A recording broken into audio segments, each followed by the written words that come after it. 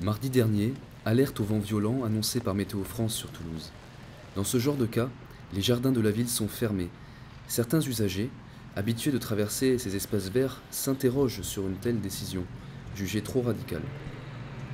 On trouve que la mesure est un peu trop de précautions sont prises. Au bout d'un moment, on a un peu l'impression qu'on vit dans un monde un peu trop aseptisé.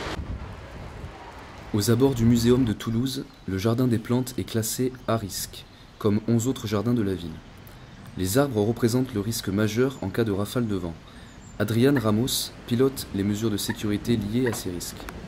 Le Météo France, en cas d'alerte, nous envoie un bulletin très détaillé, parce que c'est un bulletin qui est détaillé de façon très heure par heure. Donc on sait à quelle heure va commencer le vent et à quelle heure il va se terminer, avec les pics d'intensité.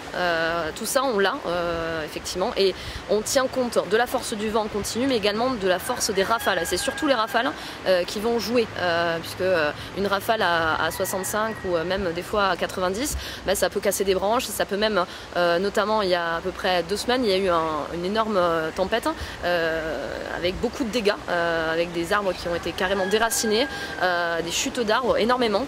Donc là, sur cette tempête-là, il y a 2 semaines, tous nos élagueurs étaient mobilisés. Donc c'est vrai que le vent peut provoquer de nombreux dégâts et assez dangereux. 2 alertes sont à distinguer. Des vents compris entre 60 et 80 km/h entraînent la fermeture des jardins à risque. Et au-delà de 80 km/h, ce sont tous les jardins qui sont fermés.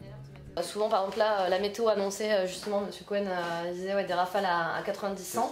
Et quand on regarde dans le détail, nous, en fait, en gros, on est bien en deçà. On est autour de 65-70. Donc ça dépasse pas les 70. Avant réouverture, les jardins sont tous vérifiés. Mais les petits occupants des lieux, eux, ils sont tous habitués.